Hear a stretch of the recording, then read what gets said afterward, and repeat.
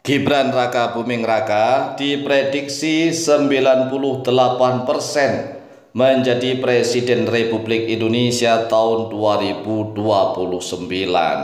Ini adalah prediksi kata mantan Wakil Ketua Umum Partai Gerindra, yaitu Arief Poyuwono. Arief Poyuwono mengatakan bahwa Gibran Raka Buming Raka memiliki potensi yang sangat besar sekali menjadi Presiden Republik Indonesia tahun 2029. Sehingga tidak aneh apabila ada upaya-upaya untuk memakzulkan Gibran. Gibran harus segera dimakzulkan dari jabatannya sebagai Wakil Presiden Republik Indonesia, agar Gibran nanti tidak bisa mencalonkan diri sebagai calon Presiden Republik Indonesia periode tahun 2029. Masya Allah, luar biasa. Bagaimana menurut pendapat para netizen? Nah, kalau para netizen silahkan berpendapat.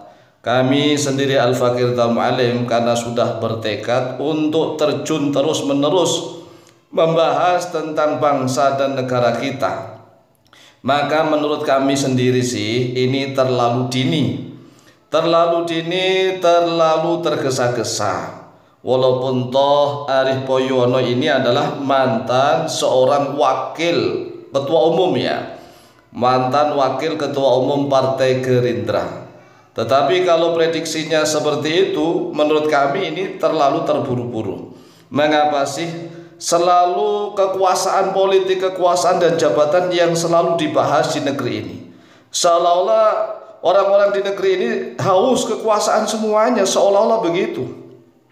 Sehingga rakyat yang mayoritas beragama Islam itu sangat sulit sekali untuk diajak ngaji, memperdalam dan memahami ilmu-ilmu agama Islam. Tetapi kalau diajak membahas politik, semuanya bersemangat. Semuanya bersemangat, padahal mayoritas penduduk rakyat Indonesia itu beragama Islam. Yang namanya agama Islam kadang-kadang masih belum bisa membaca Al-Quran, tetapi diajak ngaji sulit luar biasa. Jangankan kok mengetahui tentang makna arti dari setiap ayat Al-Quranul Karim, namun membacanya saja belum bisa. Oleh sebab itulah kami Al-Fakir Al-Mu'alim sudah bertekad, jika jamaah Al-Mu'alim Center ingin ngaji, silahkan ikut online, ngaji online.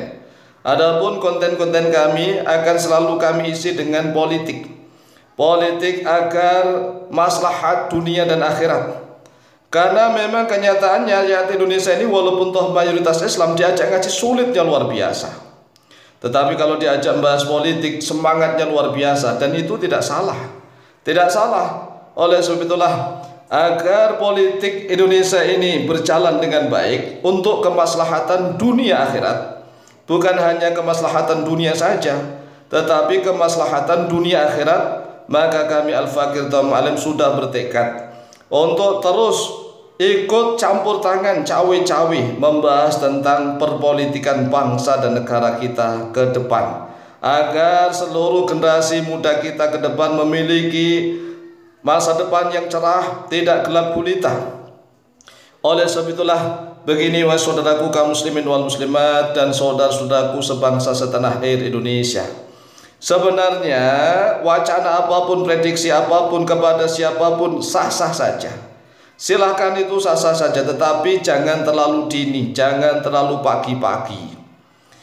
Karena begini, kita sebagai rakyat Indonesia dan kami akan memberikan didikan kepada seluruh rakyat Indonesia.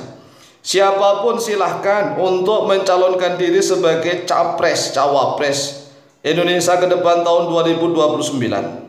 Tetapi seluruh rakyat Indonesia kami wanti-wanti, kami berikan nasihat.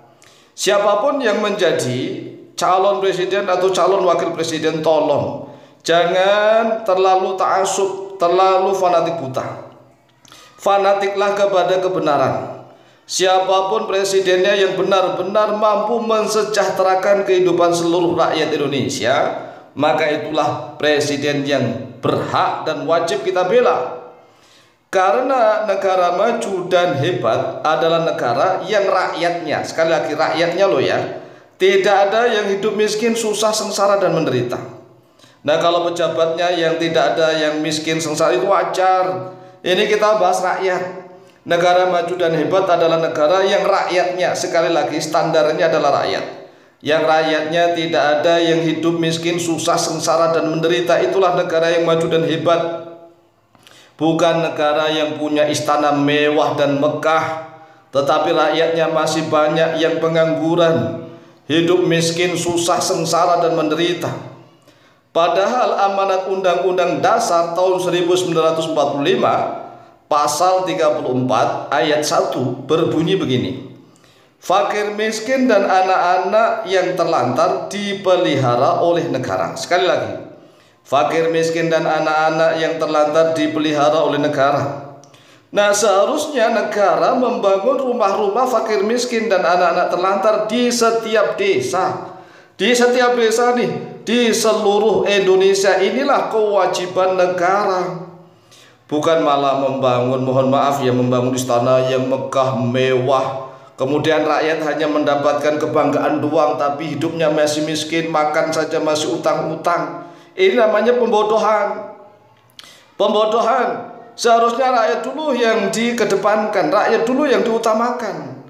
Ya, kami sendiri Al-Faqih Alim itu merasakan kerepotan begini. Kami mendirikan lembaga pondok pesantren itu untuk mendidik anak-anaknya warga negara Indonesia, mendidik supaya mereka cerdas, pandai dan seterusnya. Tetapi nggak ada yang peduli, apalagi pemerintah, dan kami juga nggak mau ngemis-ngemis ke pemerintah. Ini kenyataan. Kami mendirikan lembaga pondok pesantren itu dengan dana pribadi, perjuangan, dan dengan santri-santri senior kami. Ya, rakyat sekitar nggak peduli, nggak ada yang peduli. Bahkan mereka datang-datang utang, coba. Utang ayahnya, anak-anaknya sudah ngaji, sudah kita didik, itu gratis semua.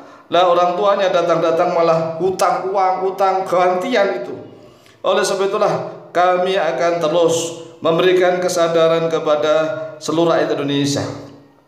Jadi seharusnya negara itu membangun rumah-rumah fakir miskin dan anak-anak terlantar di setiap desa di seluruh Indonesia. Kemudian negara fokus meningkatkan penghasilan rakyat di desa-desa agar muncul banyak pejuang di desa yang membangun sumber daya manusia dan ekonomi masyarakat desa. Bukan hanya menggelombongkan kekayaan para pejabat-pejabat tinggi negara, bukan. Jadi negara yang maju dan hebat itu standarnya adalah rakyat. Nah, rakyatnya selama ini mohon maaf ya, hanya dikasih bansos. Kemudian mereka harus antrinya diliput oleh wartawan-wartawan luar negeri dan beritanya viral di luar negeri. Kami itu malu, masa bangsa Indonesia seperti ini terus.